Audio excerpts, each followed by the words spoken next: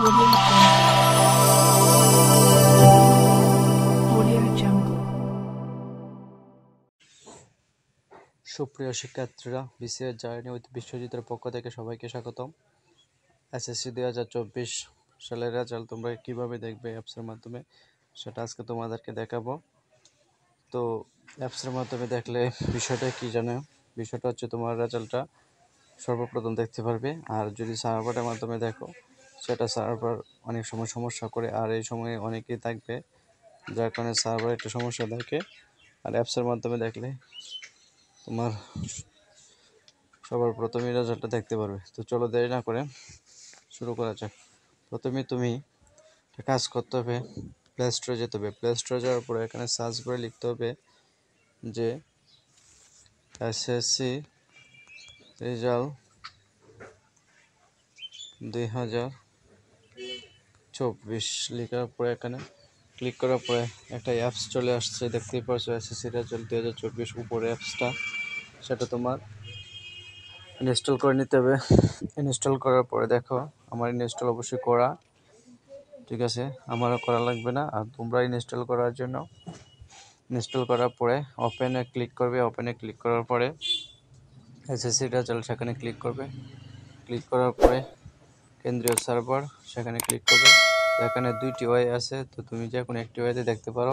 তো আমি যদি প্রথম ওয়েটাতে দেখাই, তো প্রথমে দেখো কি আছে, পরীক্ষার নাম আমি লিখলাম এসএসসি দাখিল সমান পরীক্ষার সাল। আমি তোমাদেরকে একটি পুরাতন রেজাল্ট দেখে প্রুফ করে নেব 2021 সালের, আর তোমরা অবশ্যই 2024 সাল দিবে।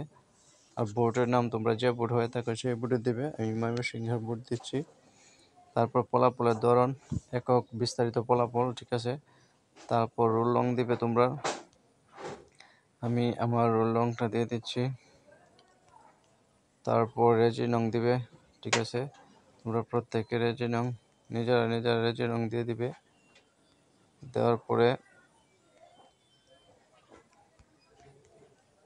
এখানে দেখতে পারছো 5098 একটি কোড আছে ছবিতে প্রদর্শন, সেটা তোমার এখানে লিখতে হবে।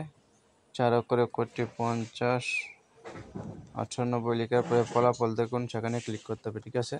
তো দেখতে পাচ্ছ ক্লিক করার পরে আমার রেজাল্ট চলে এসেছে। তুমি ইচ্ছা করলে প্রিন্ট করতে পারো, অথবা তোমার ফোনে সেভ করুন, সেখানে লিখতে হবে নিচে। লেখার পরে ক্লিক করার পরে তোমার এখানে এই যে সেভ বাটন আসছে, তুমি সেভ করতে পারো, ঠিক আছে। দেখালাম তোমার একটা ওয়ে। তো নেক্সট ওয়ে তোমাদেরকে আমি আরেকটা ওয়ে দেখাই, সার্ভার 2তে তোমরা কীভাবে রেজাল্ট দেখবে। তো সার্ভার 2তে যাওয়ার পরে তোমরা এক্সামিনেশন, এটা একটু জুম করে নেবে। এক্সামিনেশন সিলেক্ট করবে, এসএসসি দাখিল সিলেক্ট করার পরে ইয়ার সিলেক্ট করবে 2024, আর আমি 21 করছি যেহেতু আমি পুরাতন দেখাচ্ছি। বোর্ড তোমরা যার বোর্ড সিলেক্ট করবে, রোল নং দিবে, ঠিক আছে। আমি আমার রোল নংটা দিয়ে দিচ্ছি। তারপর কি দিবে, রেজি নং দিবে, ঠিক আছে। রেজি নং দেওয়ার পরে এখানে একটি ক্যালকুলেশন করতে হবে, 5 আর 2 কত 7, সেখানে 7 বসাতে হবে। বসানোর পর সাবমিট করে দিয়ে দিবে। তারপর তোমাদের রেজাল্ট চলে আসবে। দেখতে পারছো রেজাল্ট চলে আসছে 4.44। তো এটা হচ্ছে 2021 সালের একটা রেজাল্ট, ঠিক আছে। তো তোমরা এটাও সেভ করতে পারো, এখানে ক্লিক দিয়ে তোমরা সেভ করে নিতে পারো, ঠিক আছে, পিডিএফও। তো দেখতেই পারছো। আর অবশ্যই আমার ভিডিওটি ভালো লাগলে চ্যানেলটি সাবস্ক্রাইব করবে, লাইক, ভিডিওটি শেয়ার করবে, ঠিক আছে।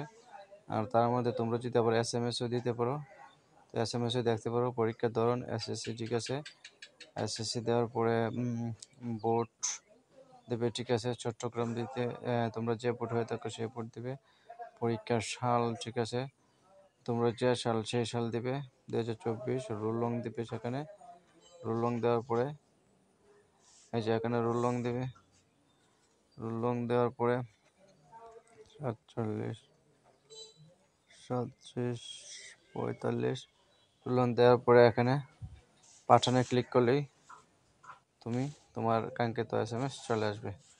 তো আশা করি বুঝতে পারছো। তো ধন্যবাদ সকলকে।